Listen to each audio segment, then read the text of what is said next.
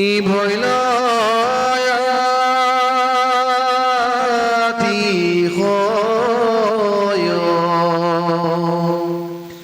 প্ৰহ্লাদ গদায় কৰি ই বচন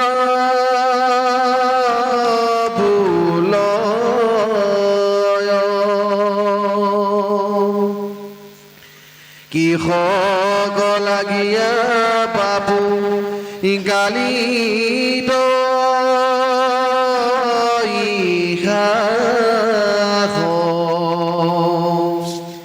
শিকিলি সকলো শাস্ত্ৰ প্ৰীতি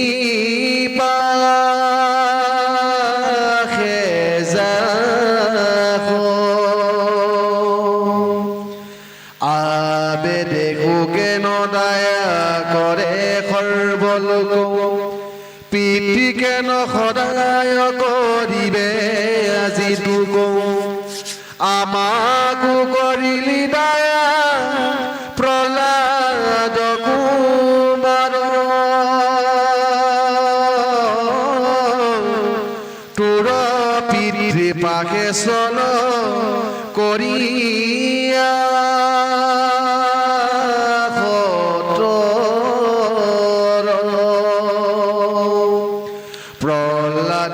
পাছে চলি কিহক গৈলন কায়া দূৰে দেখি মহায়ানন্দ ভৈলন খুৱাই ধুৱাই অলংকাৰ ৰগ পিন্ধাই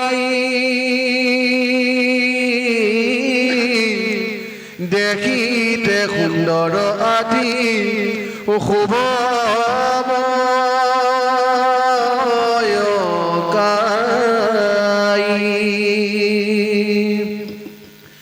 দৈতেন্দ্ৰ আগে সন্দা মগ গুৰু নীল আনন্দিত হইয়া পাছে তানল আগে দিল প্ৰহ্লাদে পিতৃৰ পাৰে পৰি নমিলন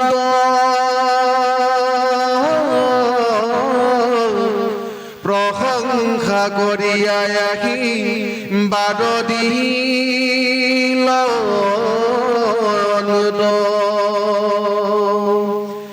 আলিংগিয়া ধৰি কটুখনে আছিলে হিৰণ্যক কিহু মহায়ানন্দ পাইলে কোলাত বসাই আখিৰ জ্ঞানন্ত সদত স্নেহে বাজ ভৈলা অশ্ৰু কণা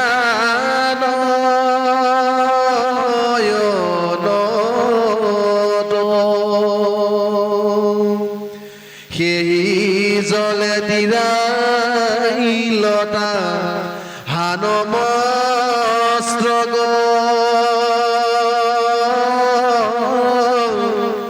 দৈত্ৰ ছয়ে অল্প হাইক কৰিয়া পুত্ৰ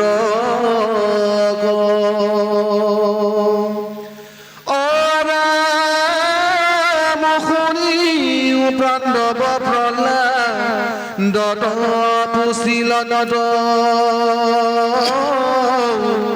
শুন বাপ প্ৰহ্লাদ ৰম বুদ্ধিমন্ত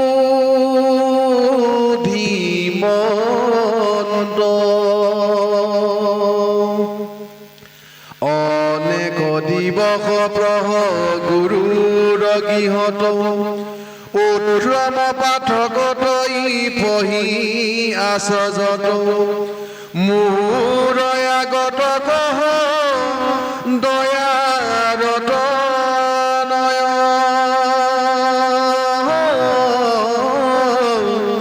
এহি বুলি দৈত্য স্বৰে নমাদি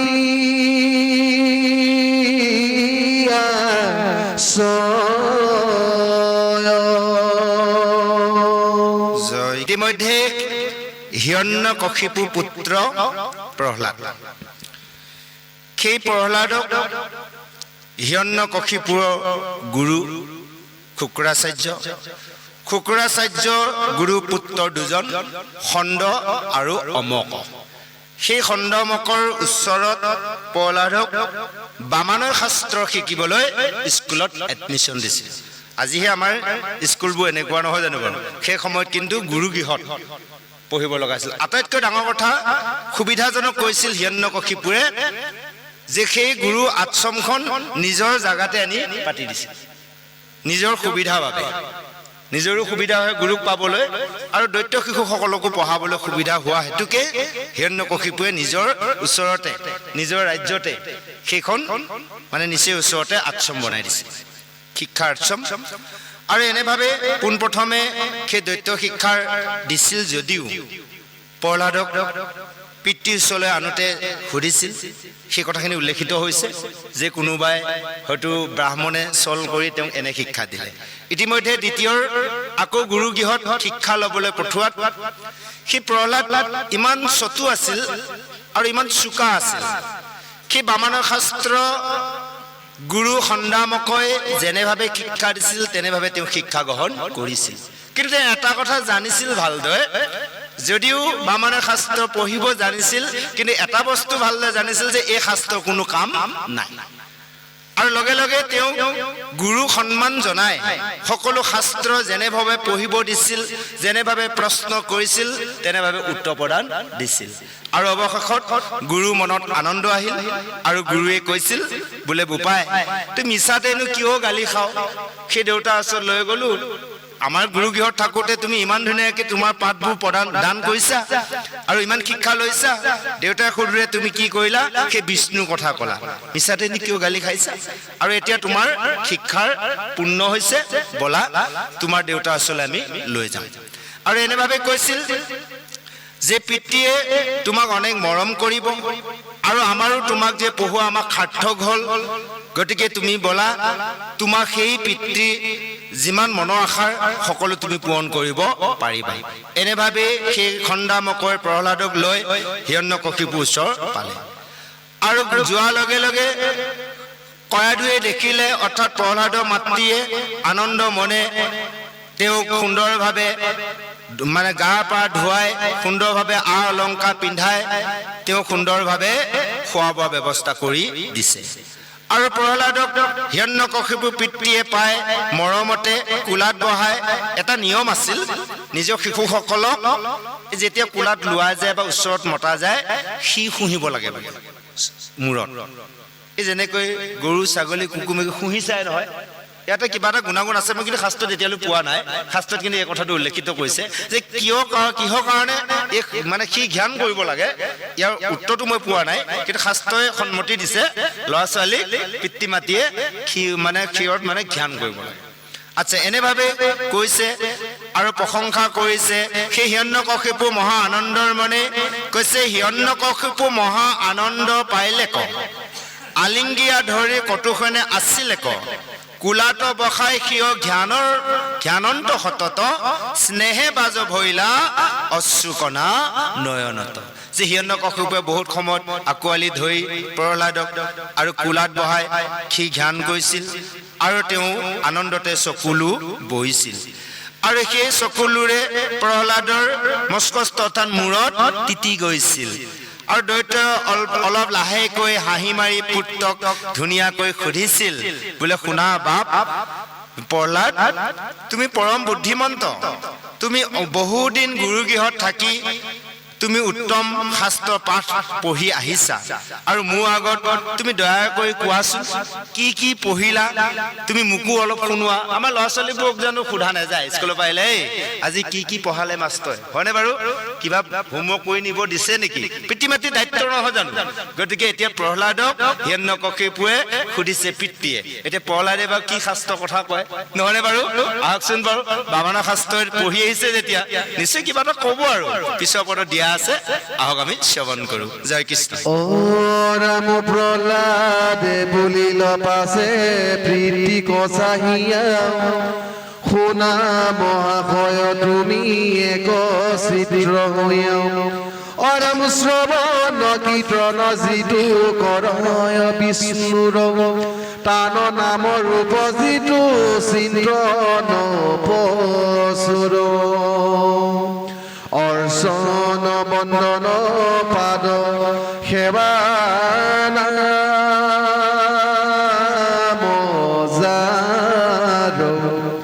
দাস্য শস্য আত্ম নিবেদন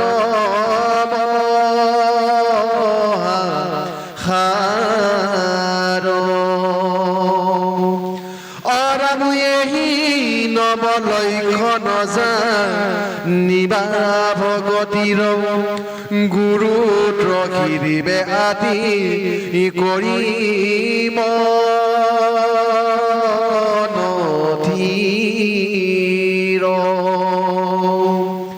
বিষ্ণু তৰপি বগিটো ভগতি কনিয়াও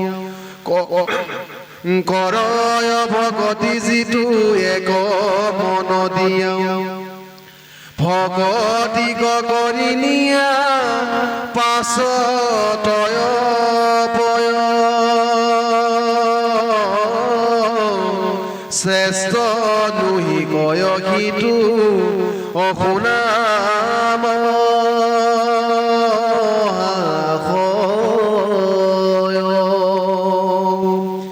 ভগৱন্ত বিষয়ত অৰ্পিবা সমষ্টি যিটো মহাজনে ভক্তি কৰে গচিতে আগে সেই উত্তম পাঠ ইমানে মোৰ মনে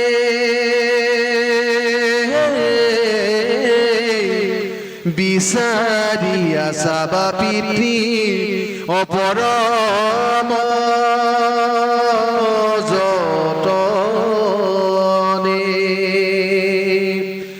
আতপৰে শ্ৰেষ্ঠ আৰু নাহি জগততো এহি খণ্ড পাঠ মোৰ মনা মানয় মনত তোমাৰ গুৰুত হন্তে আগ নিশিকিলো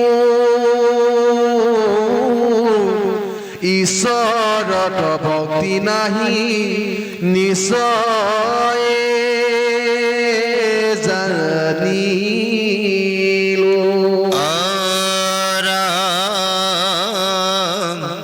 হিৰণ্যকশিপুৱেহি বাক্যটো শুনিল অৰাম শুকৰ পুত্ৰক ক্ৰোধ কৰি মাতিল অৰাম ধৰ কাময় আতি ক্ৰোধৰ বেগত গালি পাৰি ব্ৰাহ্মণক বোলে বাক্য যত অৰাম শুনৰে ব্ৰাহ্মণ দুয়ো অধম দুজন আকে পঢ়াই বেকটোক বুলিলো ব্ৰাহ্মণ মুৰবী পক্ষৰ তোৰা ভকতি ধৰাইলি আশা অসাৰকে সাৰ কৰি গহন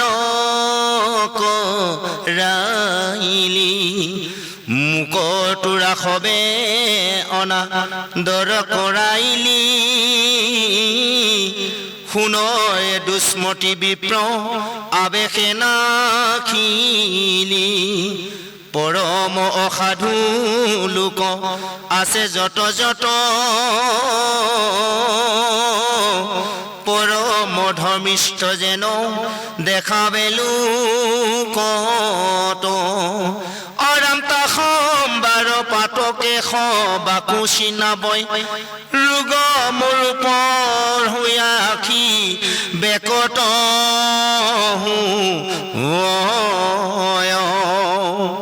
ব্ৰহ্মবধিজনে আখি ক্ষয় ৰোগী হোমে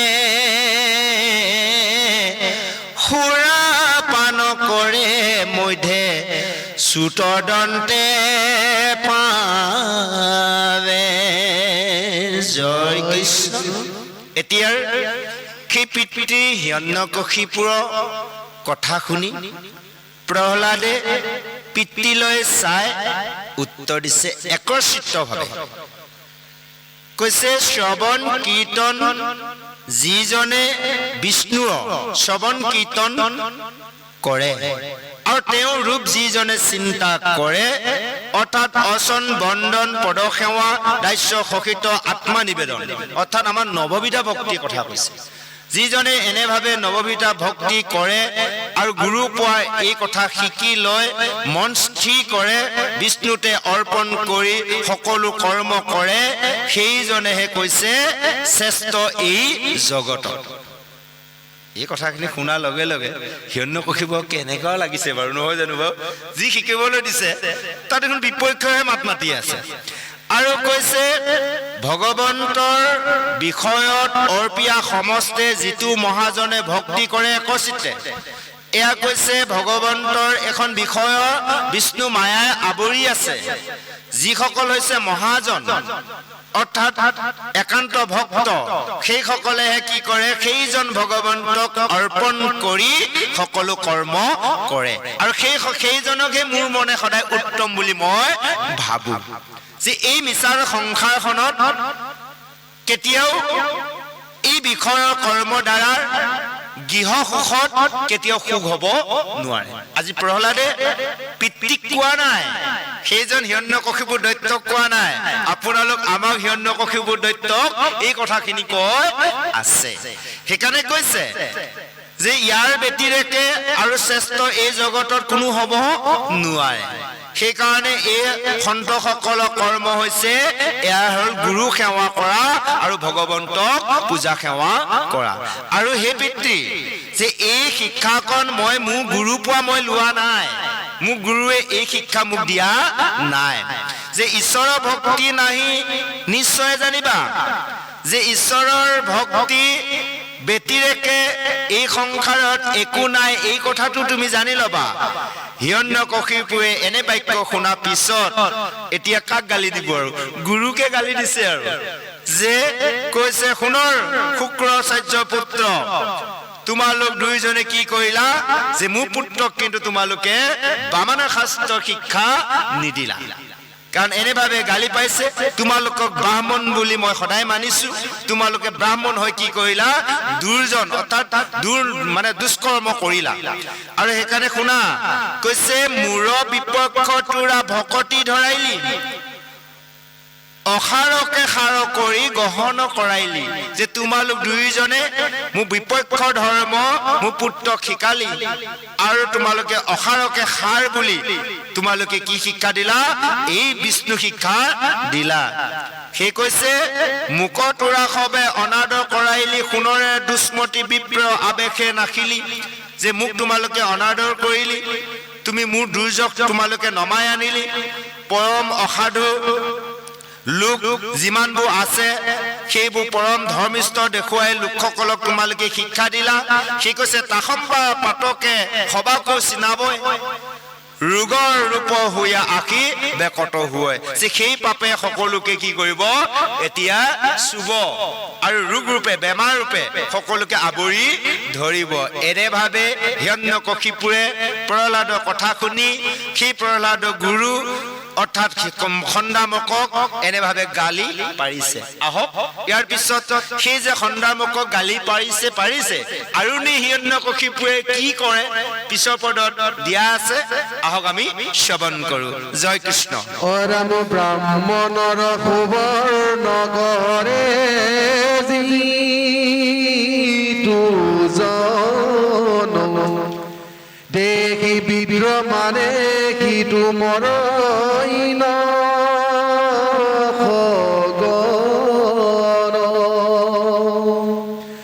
গুৰুৰ ভাইজাক যিটো পুৰুষে হৰয়,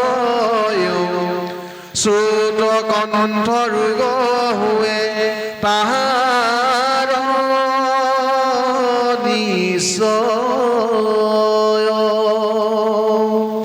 পাতকীৰ ৰোগ যেন উদয় হয়, ইষ্ট মিষ্ট সবাকো জানিবা সেহি নয়, গুৰু ৰূপ ধৰি আছো আমাৰ থানত,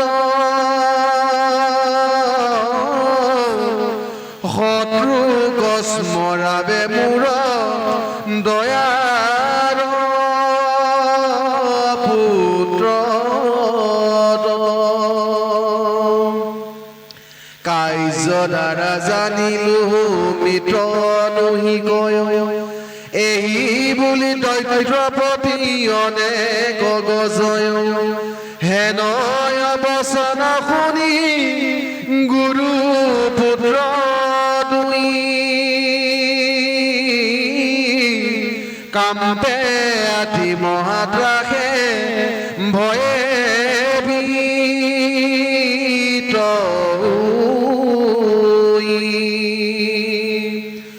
উঠক কম্পাবে ভয় বচন নোলাই কৃতাঞ্জলি হুয়া বোলে দৈত্ৰ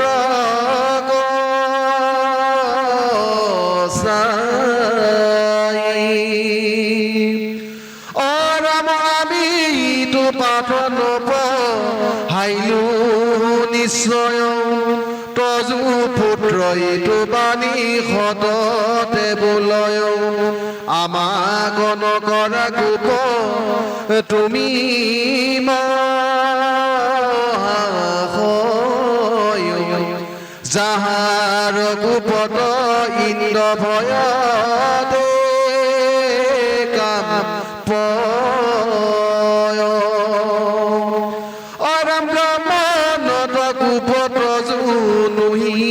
যুগুত আমাকনে দিবা দুখ মহায়ত ভূত ৰাম সহজে হাৰমতি হৰি কনে ৰয় হৰি বিনে জগতত আননে দেখয় আমাক লাগিয়া ৰাজা কুপতে জিৰুক হুই নুইটো কথা আতে পুচিও কওঁ নাৰদ বদতি শুনা যুধিষ্ঠিৰ ৰাই দুনাই দৈতেন্দ্ৰে পাছে প্ৰহ্লাদ কচাই গুৰু যে বেখিনি শিকাইলে কিষ কবুল শুনৰে অভদ্ৰ ভাল মন্দ নজান অসন্ত ভচন তৰি বোল কি কাৰণ তুহুৰ সমান নাই পৰম দুৰ্জন প্ৰহ্লাদে বুলন্ত পাছে পিতৃৰ আগত তোমাৰ সদিশ লোক আছে যত যত জয় কৃষ্ণ। এতিয়া হিৰণ্যকশিপুৱে কৈছে শুক্ৰাচাৰ্য গুৰুপুত্ৰ সন্দামকক যে তোমালোকে যি শিক্ষা দিলা এই শিক্ষাৰ হৈছে অশুভনীয় আৰু এয়াই আমাক সকলোকে এইকণ দুখে সকলোকে পাপে চুব আৰু যেতিয়া আমাৰ পাপ হ'ব তেতিয়া কি হয় জানা শৰীৰৰ ৰোগ হয় মানুহৰ পাপ হ'লে শৰীৰৰ ৰোগ হয় কাৰণ আমি খোৱা খাদ্য বেয়া হয় কৰ্ম বেয়া হয় তাৰ কাৰণে পাপ হয় খোৱাৰ লগে লগে আমাৰ শৰীৰত অনেক 64 কলা ৰোগে আৱৰি ধৰে সেইকাৰণে কৈছে ব্ৰহ্মবদীজনক ক্ষয়য়োগ হয় যিসকলে ব্ৰহ্মবদী বধি সেইসকলক ক্ষয়য়োগ হয় আৰু ব্ৰহ্ম বুলি কওঁতে আকৌ নাভাবিব যে পুৰুষে ব্ৰহ্ম ক্ষয় কৰাৰ কথা কৈছে চাৰিমুঠি জীৱক হিংসা কৰা বধ কৰা সেইটো কৈছে ব্ৰহ্মবদী সেইজনক ক্ষয়য়োগ হয় আৰু খোৱা পান কৰা সকলে কি ৰোগ হয় জানে সৰু হাতত টাঙন খায় খাই নাখায় কওকচোন বাৰু খাই বৈ আহিলে ডাঙৰ এজনে সৰু হাতত টাঙন উল্টা পুল্টা কৰিব সৰু এজনে সৰুজনক ধাউচকে লগাই দিব নিদিব নেকি হয়নে বাৰু সেইকাৰণে কৈছে আৰু এনেকে কৈছে ব্ৰাহ্মণক খুন হৰণ কৰাজন সেইজনো নৰকত পৰিব লগা হয় অনেক দুৰ্যন্ত্ৰণা পায় আৰু গুৰু ভাজ্যাক যিজনে পুৰুষে হৰণ কৰে সেইজনৰ চেত কণ্ঠ ৰোগ হয় কুষ্ঠ ৰোগ হয় এনেভাৱে বৰ্ণনা দিছে অনেক পাপে আৱৰি ধৰে সেই কৈছে গুৰু ৰূপ ধৰি আছে আমাৰ থানত শাস্ত্ৰক স্মৰবাই মূৰৰ দয়া পুত্ৰ যে গুৰু ৰূপে তোমালোকে আছা কিন্তু শাস্ত্ৰ স্মৰণ কৰাব লাগে মোৰ পুত্ৰক দয়া কৰি তোমালোকে কি কৰিলা এইখিনি নকৰি কেৱল তোমালোকে দুৰ্জন কৰ্ম কৰিলা আজি খণ্ডামকৰ পুত্ৰক গালি পাৰি আছে খণ্ডামকক গালি পাৰি আছে হিৰণ্যকশিপুৱে সেই কৈছে এই কথাখিনি শুনি সেই শুক্ৰাচাৰ্য পুত্ৰ দুইজনে খণ্ডামকে ভয়তে কপি জিপি সেইজন হিৰণ্যকশিপুৱক কৈছে যে হে দৈতেন্দ্ৰ যে আমি তোমাৰ পুত্ৰক এই শিক্ষা দিয়া নাই তোমাৰ পুত্ৰই নিজে নিজে এনে বাক্য কৈছে, আমি তেওঁক এই শিক্ষা দিয়া নাই। আৰু তুমি এনে খং নকৰিবা, কাৰণ তোমাৰ কোট দেখিলে সেইজন ইন্দ্ৰও ভয় খায়, তৈলোক ভয় খাই থাকে। গতিকে তুমি ব্ৰাহ্মণক এনেভাৱে খং কৰা এইটো উচিত নহয়। তুমি এনে খং নকৰিবা। আৰু তুমি যদি বিশ্বাস নকৰা, তোমাৰ পুত্ৰক তুমি নিজে এবাৰ সুধি চোৱা, আমি শিকাইছিলো নে নাই, তোমাৰ পুত্ৰই উত্তৰ দিব। এনেভাৱে সন্ধামকই হিৰণ্যকশিপুক কৈছে। আৰু এই কথাখিনিকে এই যুধিষ্ঠিৰ ৰাজসূয় যজ্ঞ সময়ত নাৰদে যুধিষ্ঠিক কৈ আছে। কাহিনীটো আমাক ক'ৰ পৰা আহিল জানে?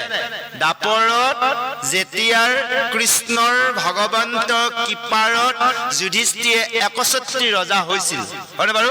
গতিকে এই যেতিয়া ৰাজসূয় যজ্ঞ পাতিছিল কৃষ্ণৰ কৃপাৰত, তাতে শিশুপালকটো বধ কৰিছিল। এই শিশুপালক বধ কৰাৰ লগে লগে সেইজন দুৰাচাৰীয়ে নৰকলৈ নেযায়, কৃষ্ণতে যে বিলীন হল, গতি সাধন কৰিল, এই কথাৰ যুধিষ্ঠিৰে দেখি আচৰিত হৈ ৰাজসূয় যজ্ঞত নাৰদক সুধিছিল। সেইকাৰণে নাৰদে কৈছিল যে এইজন মানে বৈকুণ্ঠৰ দ্বাৰক সপ্তৰ বৈকুণ্ঠৰ দ্বাৰৰখীয়া জয় বিজয় আছিল। গতিকে তিনিটাৰ জন্মৰ বাবে বৌৰীভাৱে কৃষ্ণক ভজিলে, এই জন্মত তেওঁ গতি সাধন কৰিলে। এই কাহিনীটোহে কৈ আছে যে সত্য যুগৰ প্ৰথম জন্ম কাহিনী কৈ আছে এতিয়া। গতিকে সেই কৈছে নাৰদ বদতি শুনা যুধিষ্ঠিৰ ৰায়, দুনাই দৈত্যেন্দ্ৰ পাছে প্ৰহ্লাদক চাই। নাৰদে কৈছে, হে যুধিষ্ঠিৰ, হে ৰজা শুনা।